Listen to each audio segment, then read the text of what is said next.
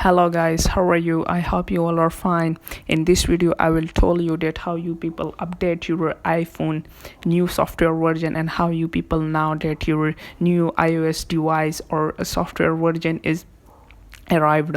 So first open your phone and click on the setting and scroll down, click on the general and then click on software update and make sure your automatic update is on. And here you can see the iOS 15.4.1 update is available.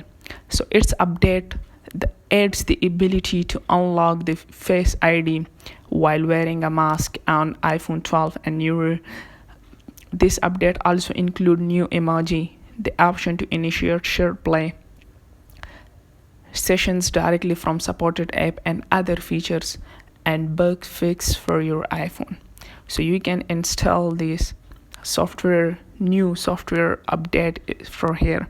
So I hope you can enjoy the video, and for more informative video you can subscribe my channel and press the bell icon.